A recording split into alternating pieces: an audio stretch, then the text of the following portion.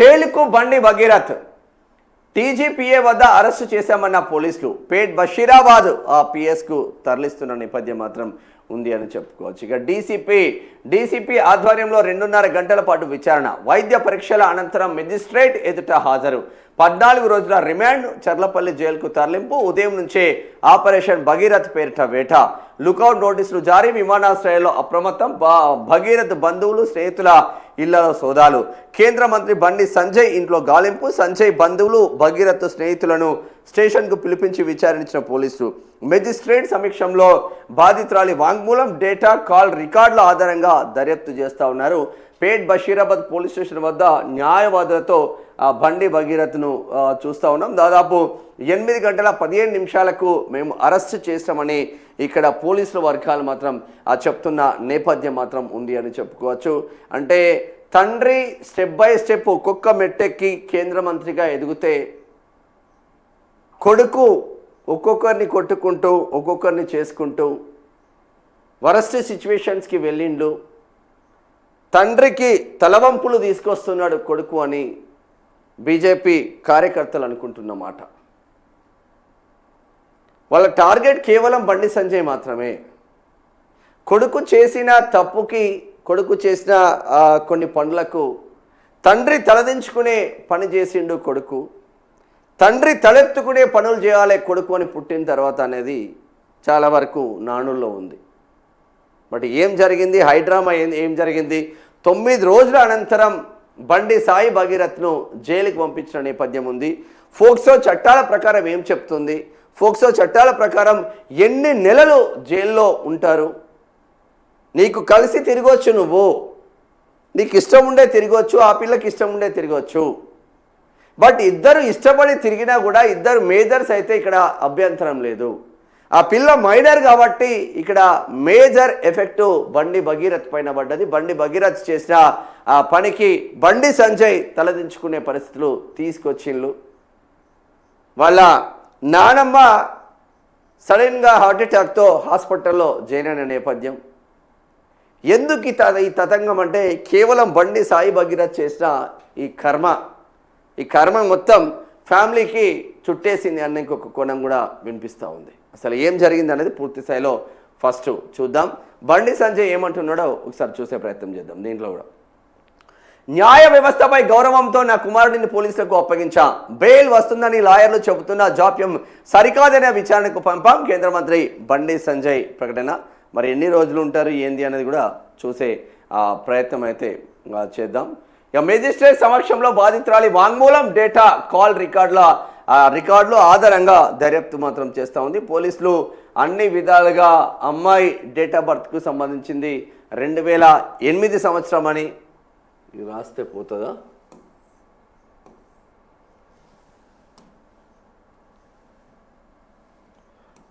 2008 August అని ఒకసారి, 2010 అని ఒకసారి. ఈ 2 డేట్ ఆఫ్ బర్త్లతో పెద్ద కన్ఫ్యూజన్లో ఉన్న నేపథ్యం ఉంది. ఒకవేళ అమ్మాయి కంపల్సరీ 2008 అయినా 2010 అయినా ఆగస్టు ప్రకారమైనా దీని ప్రకారమైనా మైనరే అమ్మాయి కాబట్టి ఈ మైనర్ అమ్మాయికి పబ్బులలో ఎట్లా అలో చేసిండ్రు, ఆ పబ్బులు సీజ్ అయ్యే అవకాశాలు కూడా ఉన్న నేపథ్యం మాత్రం ఉంది. ఒకవేళ పబ్బుకు వెళ్తున్న నేపథ్యంలో అమ్మాయి 2000 సంవత్సరం అని ఆధార్ కార్డులో తప్పుడు ఆధార్ కార్డు సృష్టించింది అన్నది ఇంకొక వాదన కూడా వినిపిస్తుంది. మరి ఏది ఏమైనప్పటికీ బండి భగీరథ్ మాత్రం బలైపోయిండు దీంట్లో అన్న కోణం మాత్రం వినిపిస్తుంది. అంటే తప్పు చేసింది కాబట్టి బలైండు, దాంట్లో సమర్థించడానికి ఏమీ లేదు. ఇక ఫోక్సో కేసులో ఆరోపణలు ఎదుర్కొంటున్న కేంద్ర మంత్రి బండి సంజయ్ కుమారుడు బండి భగీరథ్ను సైబరాబాద్ పోలీసులు శనివారం రాత్రి అరెస్ట్ చేశారు. నార్సింగ్ పరిధిలోని టీఎస్పీఏ వద్ద రాత్రి 8 గంటల 15 నిమిషాలకు భగీరథ్ను అరెస్టు చేసినట్లు విచారణ నిమిత్తం ఎస్ఓటి పోలీస్ బృందం అతన్ని పేట్ బషీరాబాద్ పోలీస్ స్టేషన్కు తరలించినట్లు Cyberabad police commissioner M Ramesh తెలిపారు. శనివారం రాత్రి 9 గంటల 5 నిమిషాలకు బండి భగీరథ్ ముఖానికి మాస్క్, తెల్లని హుడీ ధరించి పేట్ బషీరాబాద్ పోలీస్ స్టేషన్కు చేరుకున్నాడు. మఫ్తీలో ఉన్న పోలీసుల సమక్షంలో 4 వాహనాల్లో 5 న్యాయవాదులతో కలిసి పోలీసుల ఎదుట హాజరయ్యారు. భగీరథ్ వచ్చిన 5 నిమిషాలకు విచారణ అధికారి కుకట్పల్లి డీసీపీ రితిరాజ్ పోలీస్ స్టేషన్కు చేరుకున్నారు. 2.5 గంటల పాటు భగీరథ్ను విచారించారు. అనంతరం వైద్య పరీక్షలు నిర్వహించి అర్ధరాత్రి మేడ్చల్ జిల్లా మేజిస్ట్రేట్ ఎదుట హాజరుపరిచారు. కేసు పూర్వపరాలను పోలీసుల రిమాండ్ను పరిశీలించిన మేజిస్ట్రేట్ భగీరథ్కి 14 రోజుల రిమాండ్ విధించారు. అనంతరం పోలీసులు అతన్ని చర్లపల్లి జైలుకు తరలించారు. దీంతో శనివారం ఉదయం నుంచి బండి భగీరథ్ అరెస్టుపై నెలకొన్న ఉత్కంఠ వేడింది. తొలుత తానే స్వయంగా పోలీసుల ఎదుట లొంగిపోతానన్న సంకేతాలు భగీరథ్ నుంచి పోలీసు వర్గాలకు అందినట్లు తెలిసింది. ఇందుకు తగ్గట్లుగానే ఉదయం పేట్ బషీరాబాద్ నుంచి నడుస్తూ ఉంది. ఇది పూర్తి స్థాయిలో చూసే ప్రయత్నం చేద్దాం. నార్మల్గా లేదు కథ ఇదే. ఇక పోలీస్ స్టేషన్ వద్ద బారికేడ్లు ఏర్పాటు చేసి రెట్టింపు సిబ్బందితో కట్టుదిట్టమైన భద్రత ఏర్పాట్లు చేపట్టారు. అయితే అనూహ్య రీతిలో పోలీసులే అతన్ని అరెస్టు చేశారు. బండి భగీరథ్ పోలీసుల ఎదుట లొంగిపోతున్నాడని శనివారం ఉదయం నుంచి ప్రచారం జరిగింది. దాంతో పేట్ బషీరాబాద్ పోలీస్ స్టేషన్ వద్ద తీవ్ర ఉత్కంఠ నెలకొంది. పోలీసులు ముందుగానే రోడ్డుపై ఎలాంటి ఇబ్బందులు లేకుండా పిఎస్ ఎదుట బారికేడ్లు ఏర్పాటు చేశారు. భగీరథ్ పోలీసుల ఎదుట లొంగిపోతే పంచనామా నిర్వహించడానికి గాను కుత్బులాపూర్ రెవెన్యూ కార్యాలయం రికార్డు అసిస్టెంట్ బాలప్రసాద్ విఆర్ఏ మధ్యాహ్నం నుంచి పోలీస్ స్టేషన్ వద్దే వేచి ఉన్నారు. వీరితో పాటు భగీరథ్ను మెజిస్ట్రేట్ ముందు హాజరుపరచడానికి తీసుకెళ్లే ముందు వైద్య పరీక్షలు నిర్వహించడానికి 2 ప్రభుత్వ వైద్యులు రాత్రి 8 గంటలకు భగీరథ్ పోలీస్ స్టేషన్కు చేరుకోవడానికి అరగంట ముందే వచ్చినట్లు తెలిసింది. మరోవైపు సాయంత్రం 6:30 గంటల నుంచి ఆ పోలీస్ స్టేషన్ గేట్లు మూసేశారు. మీడియాను లోపలికి అనుమతించలేదు. మొత్తం మీద శనివారం ఉదయం నుంచి రాత్రి 9 గంటల వరకు పోలీస్ స్టేషన్ వద్ద మీడియా ప్రతినిధులు పెద్ద సంఖ్యలో వేచి ఉండడంతో తీవ్ర ఉత్కంఠ నెలకొంది. రాత్రి 9:05 మేడ్చల్ రోడ్డు మార్గం గుండా భగీరథ్ పిఎస్కు తరలించిండ్రు. 2.5 గంటల పాటు విచారణ. శనివారం రాత్రి పోలీస్ స్టేషన్కు వచ్చిన బండి భగీరథ్ను విచారణ పర్యవేక్షణాధికారి రితిరాజ్ బృందం 2.5 గంటల పాటు విచారించారు. ఫోక్సో కేసు బాధితురాలు ఎంతకాలంగా పరిచయం, మీ మధ్య ఎలాంటి స్నేహం ఉంది, బాధితురాలపై అత్యాచారానికి పాల్పడ్డారా, ఆమె మైనరా అని తెలియదా, ఘటనా స్థలంలో ఏం జరిగింది, బాధితురాలు సమర్పించిన ఆధారాలకు మీ సమాధానం ఏంటి, కేసు నమోదైన విషయం తెలిసిన తర్వాత చట్టానికి దొరకకుండా ఎందుకు తప్పించుకున్నారు అంటూ పోలీసులు భగీరథ్పై ప్రశ్నల వర్షం కురిపించి సమాధానాలు రాబట్టడంతో పాటు అతని స్టేట్మెంట్ రికార్డు చేశారు. డీసీపీ రితిరాజ్ వెంట ఎస్ఓటీ డీసీపీ శోభన్, పేట్ బషీరాబాద్ ఏసీపీ శంకర్ రెడ్డి, ఇన్స్పెక్టర్లు విజయవర్ధన్, ఇతర పోలీసు బృందం ఉన్నారు. కాగా నిందితుడు నేరాన్ని అంగీకరించినట్లు పోలీసులు తెలిపారు. అతడికి వైద్య పరీక్షలు నిర్వహించి మేడ్చల్ జిల్లా మేజిస్ట్రేట్ ఇంటి వద్ద హాజరుపరిచారు. అయితే భగీరథ్ న్యాయ పోరాటం చేస్తున్నారని అతని తరపు న్యాయవాది కరుణాసాగర్ అన్నారు. అతను ఎలాంటి తప్పు చేయలేదన్నారు. తామే భగీరథ్ని ఎస్ఓటి పోలీసులకు అప్పగించామని, వారు పేట్ బషీరాబాద్ పోలీసులకు అప్పగించారని తెలిపారు. పూర్తి విచారణకు సహకరిస్తామన్నారు. త్వరలోనే బెయిల్ పిటిషన్ వేస్తామని, భగీరథ్ నిర్దోషిగా బయటకు తీసుకొస్తున్నామని చెప్పారు. ఆపరేషన్ భగీరథ్ పేరిట వేట. బండి భగీరథ్ పోలీసు విచారణకు హాజరు కాకపోవడం, అతనికి ముందస్తు బెయిల్ విషయంలో ఎలాంటి రక్షణ కల్పించని విధంగా శుక్రవారం హైకోర్టులో ఆదేశాలు రావడంతో శనివారం తెల్లవారుజాము నుంచే పోలీసులు అతని కోసం వేట ముమ్మరం చేశారు. ఆపరేషన్ భగీరథ్ పేరిట అతన్ని పట్టుకోవడం కోసం దేశవ్యాప్తంగా పలు ప్రాంతాల్లో సైబరాబాద్ స్పెషల్ టీమ్స్ శనివారం ఉదయం నుంచి తీవ్ర స్థాయిలో గాలింపు చేపట్టాయి. హైదరాబాద్, ఢిల్లీ, కరీంనగర్, పూణె, బెంగళూరులో 14 పోలీసు బృందాలు భగీరథ్ కోసం రంగంలోకి దిగాయి. కరీంనగర్, హైదరాబాద్లోని కేంద్ర హోంశాఖ సహాయ మంత్రి బండి సంజయ్ ఇంటికి, ఆయన సన్నిహితుల బంధువుల ఇళ్లకు వెళ్ళాయి. భగీరథ్ పరారులో ఉన్న విషయాన్ని ఆయా ఇళ్లలోని వారికి చెప్పి అన్ని గదుల్లోనూ తనిఖీలు చేశాయి. మరోవైపు భగీరథ్ మిత్రుల ఇళ్లలోనూ పోలీసులు తనిఖీలు చేశాయి. భగీరథ్ పై లుకౌట్ నోటీసు సైతం జారీ చేశారు. అతను విదేశాలకు పారిపోకుండా విమానాశ్రయాల ఇమిగ్రేషన్ విభాగాలను అప్రమత్తం చేశామని సైబరాబాద్ సిపి రమేష్ తెలిపారు. బాధితుల వాంగ్మూలం సేకరణ. ఫోక్సో కేసుకు సంబంధించిన ఫిర్యాదుదారులైన బాలిక తల్లి, అతని బాధిత బాలిక వాంగ్మూలాలను పోలీసు అధికారులు శనివారం మేడ్చల్ కోర్టులో మెజిస్ట్రేట్ సమక్షంలో నమోదు చేయించారు. బాధిత భగీరథ్తో పరిచయం దగ్గర నుంచి అతడు వివిధ సందర్భాల్లో శారీరకం కలవడానికి ఒత్తిడి తేవడం, మొయినాబాద్ ఫామ్ హౌస్లో బలహీన స్థితిలో ఉన్నప్పుడు లైంగిక దాడికి ప్రయత్నించిన విషయం, బలవంతంగా బాలికకు మద్యం తాగించిన విషయాన్ని కేసు నమోదైనప్పటి నుంచి తాము ఎదుర్కొంటున్న బాధ, ఎదురవుతున్న ఒత్తిళ్లకు సంబంధించిన పూర్తి సమాచారాన్ని తల్లి కూతురు తమ వాంగ్మూలంలో వివరించినట్లు తెలుస్తుంది. మరోవైపు ఈ కేసుకు సంబంధించిన కీలక ఎలక్ట్రానిక్ డిజిటల్ ఆధారాలు, వాట్సాప్ చాట్లను బాలిక నుంచి సేకరించిన డీసీపీ రిత్యరాజ్ బృందం వాటిని కోర్టు అనుమతితో ఫోరెన్సిక్ సైన్స్ ల్యాబొరేటరీకి పంపడానికి సన్నాహాలు చేస్తుంది. ఈ ఆధారాలను పరిరక్షించడానికి తారుమారు కాకుండా చూడాలని బాధిత బాలిక తల్లి బహిరంగ లేఖలో విజ్ఞప్తి చేస్తున్న నేపథ్యంలో పోలీసు ఉన్నతాధికారులు తమ వద్ద ఉన్న ఆధారాలపై సమీక్ష నిర్వహించినట్లు తెలుస్తుంది. ఠానాలో భగీరథ్ మిత్రులు, భగీరథ్తో కలిసి ఉన్న ఆ స్నేహితులను పోలీస్ స్టేషన్కు అధికారులు పిలిపించి విచారించారు. అలాగే భగీరథ్కు మద్దతుగా బాధితురాలు ఫోటోలు, వీడియోలు సోషల్ మీడియాలో వైరల్ చేసిన మిత్రులను పోలీసులు విచారించారు. ఆ ఫోటోలు, వీడియోలు మీకు ఎప్పుడు వచ్చాయి, ఎవరు పంపించారు, ఏ ఫోన్ నెంబర్ నుంచి భగీరథ్ మీతో టచ్లో ఉన్నాడు వంటి వివరాలను పోలీసు ఉన్నతాధికారులు తెలుసుకున్నారు. మరోవైపు బండి సంజయ్ సన్నిహిత బంధువులను సైతం పోలీస్ స్టేషన్కి పిలిపించి పోలీసులు విచారణ చేపట్టిండ్రు. దీనిపైన కేంద్ర మంత్రి బండి సంజయ్ ఏమంటున్నాడో ఒకసారి చూసే ప్రయత్నం చేద్దాం. న్యాయ వ్యవస్థపై గౌరవంతోనే నా కుమారుడిని పోలీసులకు అప్పగించా, బెయిల్ వస్తుందని న్యాయవాదులు ఇప్పటికీ చెబుతున్నారు, ఇంకా జాప్యం సరికాదనే విచారణకు పంపమంటున్నారు బండి సంజయ్. చట్టం, న్యాయస్థానంపై ఉన్న గౌరవంతో తన కుమారుడు బండి భగీరథ్ను న్యాయవాదుల ద్వారా పోలీసుల విచారణకు అప్పగించామని కేంద్ర హోంశాఖ సహాయ మంత్రి బండి సంజయ్ శనివారం ఒక ప్రకటన చేశారు. బండి భగీరథ్ పై ఫోక్సో కేసు నమోదైన సంగతి తెలిసిందే. అయితే చట్టం ముందు నా బిడ్డైన సామాన్యులైన సమానమేనని నేను ఇంతకు ముందే చెప్పాను. అందరం చట్టానికి లోబడి ఉండాల్సిందే, ఏ తప్పు చేయలేదని మా అబ్బాయి పదే చెబుతున్నాడు. వాస్తవానికి ఫిర్యాదు రాగానే ఆయనను స్టేషన్లో అప్పగిద్దామనుకున్నా. న్యాయవాదులను సంప్రదించి మా వద్ద ఉన్న ఆధారాలను వారి ముందుంచాడు. వాడిని చూసి కేసు కొట్టేస్తారని, బెయిల్ తప్పకుండా వస్తుందని వారు చెప్పారు.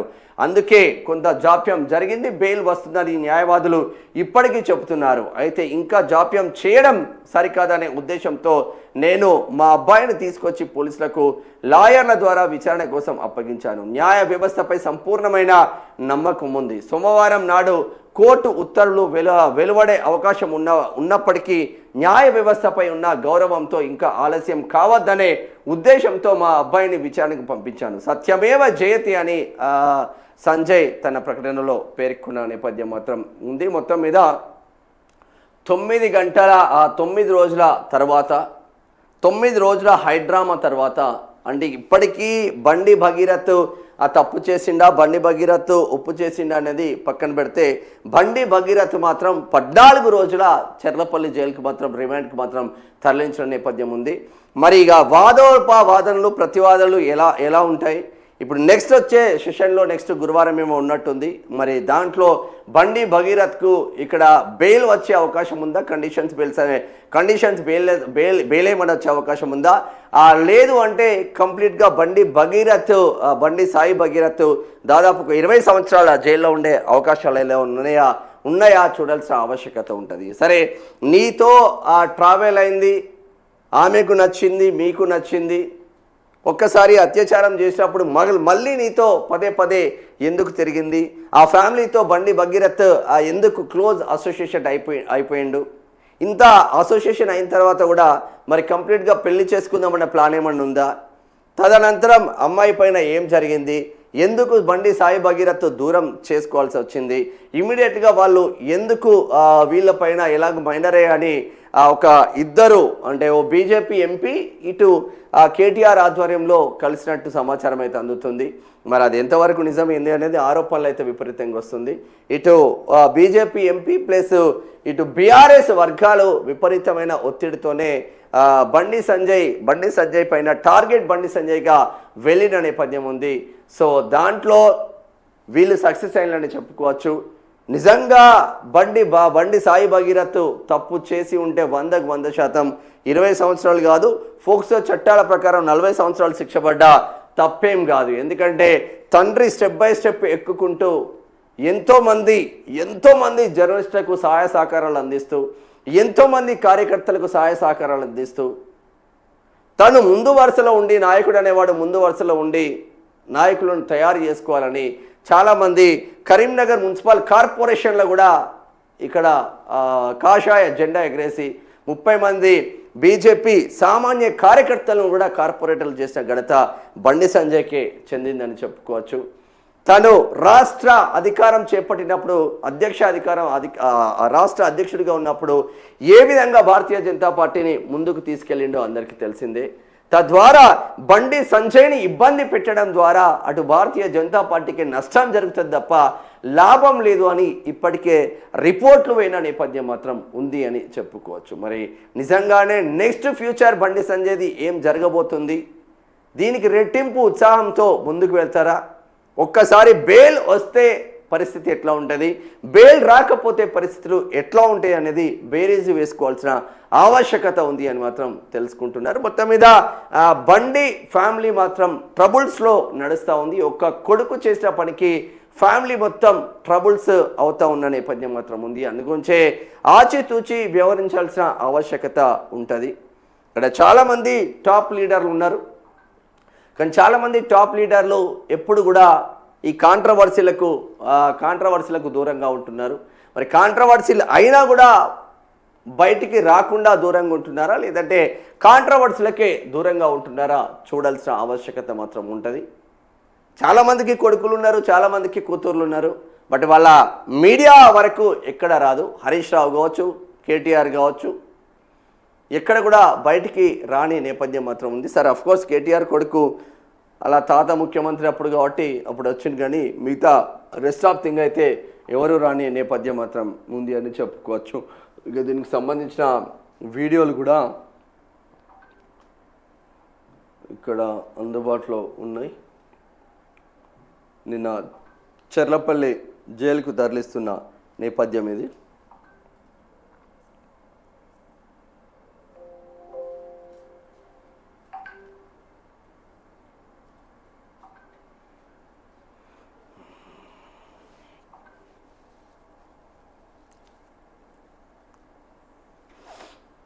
హైడ్రామా అయితే నడిచిందని చెప్పుకోవచ్చు. ఎందుకంటే సెంట్రల్ మినిస్టర్ కొడుకు కాబట్టి అంత హడావుడి మాత్రం ఉంటుంది. నిన్న పేట్ బషీరాబాద్ పోలీస్ స్టేషన్లో కూడా హైడ్రామానే కొనసాగింది. ఇది చర్లపల్లి జైలు దగ్గర పరిస్థితి.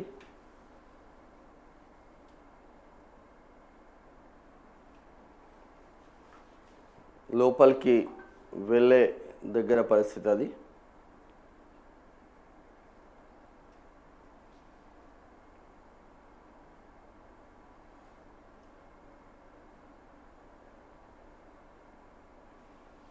పోలీసులు చెప్తుంది ఏంటంటే the accused was produced before the 10 who examined him in the presence of the punch witness in the PS.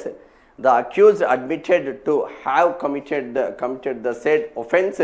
Hence the 10 arrested him after completion of medical examination.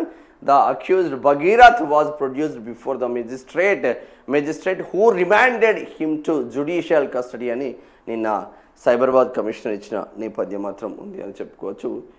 దీంట్లో తరలిస్తున్న నేపథ్యం ఉంది. ఇది కంప్లీట్గా బండి సాయి భగీరథ్కి సంబంధించిన ఇష్యూ అని చెప్పుకోవచ్చు. మరి దీంతో బండి సంజయ్ కుటుంబం ట్రబుల్స్లో పడ్డదా, బండి సంజయ్ ట్రబుల్స్లో పడ్డదా చూడాల్సిన ఆవశ్యకత మాత్రం ఉంటుందని చెప్పుకోవచ్చు. రిమైనింగ్ వార్తలను చూద్దాం.